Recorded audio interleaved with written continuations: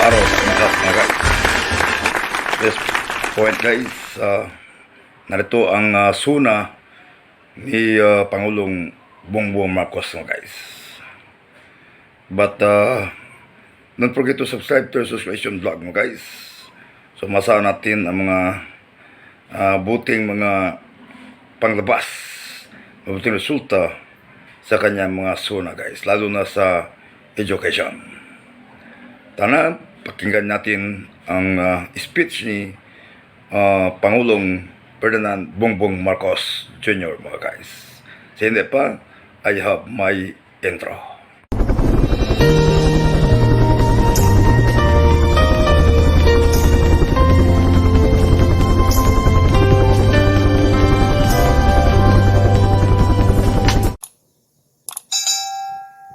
In its report, the World Bank revealed that our promising economic growth is largely attributable to our people. The great bulk of the country's wealth is being created by the skill, the industry, and the resourcefulness of all Filipinos. Ngunit, sadyang marami pang ibubuga ang Pinoy. We must harness the totality of the Filipinos' potential. Thus, for consecutive years, we have prioritized an increase in budget for the inclusive development of Filipinos. Not just in food, nutrition, and health, but even more so in education and training. Recent assessments have revealed the poor reality that more than half of our grades 6, 10, and 12 students have failed to reach the ideal proficiency levels, faring low in information literacy, problem solving, and critical thinking skills. Therefore, our National Learning Recovery Program was proceed without the slightest disruption, especially in basic education. Our system of education must be strategically calibrated to make sure that our youth are not only taught to become literate, but it has also consciously developed them into problem solvers and into critical thinkers, hungry for success, ready for the future. Similarly, as we relentlessly address the classroom gap, the digital gap must also be bridged with equal intensity. We are working towards a day when all students will be equipped with computers, smart TVs, essential programs, digital books, and once again, access to reliable power and the internet. Digitalization and solar-powered electricity must now become the standard features in our schools and in our classrooms. Simply put, this is educational reform through technology. The perennial problems surrounding textbooks shall be resolved. The production of instructional materials, especially textbooks, which are up-to-date and error-free, must be ensured. The whole process, from approval of manuscript to procurement, all the way to distribution, will be cut short from its present 3 years to just 1 year.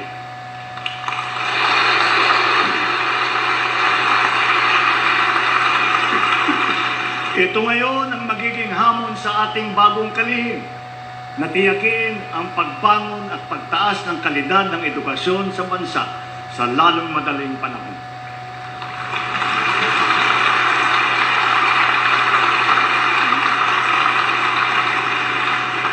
Clearly, of course, the quality of our education rests on the quality of our teachers.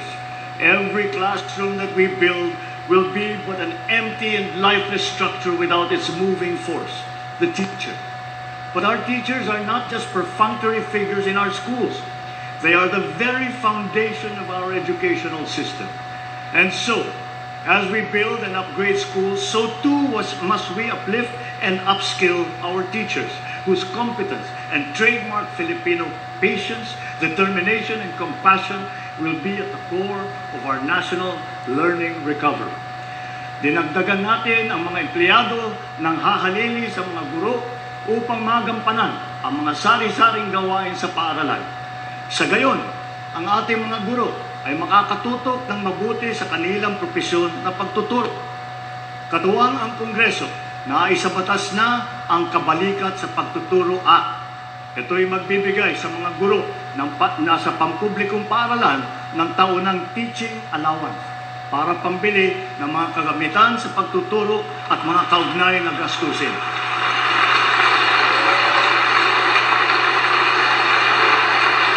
matatanggap na nila ito simula sa susunod na taon.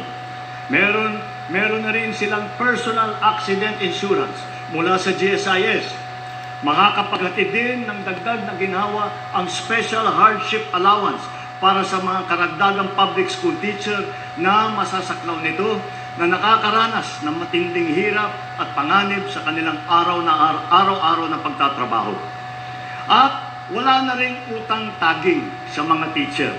Hindi magiging hadlang ang kanilang pagkakautang upang makapag-renew ng kanilang mga lisensya. Bagkus, marapat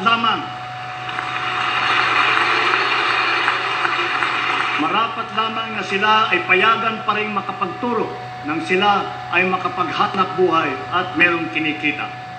Of equal significance, we have allocated funds to finally implement the expanded career progression system for our public school teachers. This will promote professional development and career advancement within their ranks. This expanded system lays out two major career paths for our teachers to pursue: the teaching and the school administration tracks, each of which shall have ample career growth opportunities. With this system in place, we will accelerate the career growth of teachers. Sa sistemang ito, wala ng public school teacher ang magre-retire na teacher 1 lamang.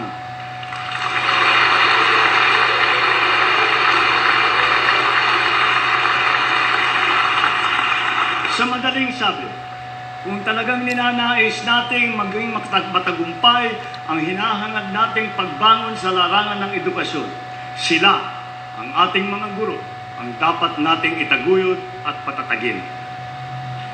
Last year, we reported that our system of higher education was gaining international recognition for all the right reasons.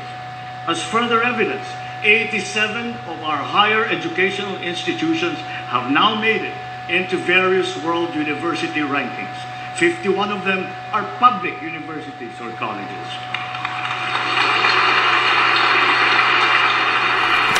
Also, we witnessed this past school year a significant rise in the enrollment rate in higher education, both in public and in private institutions.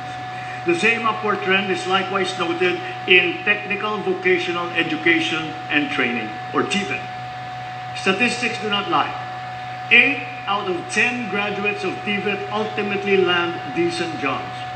So with its high employability rate, TVET will definitely be instrumental in capacitating our people and in maintaining our employment rate at consistently high levels.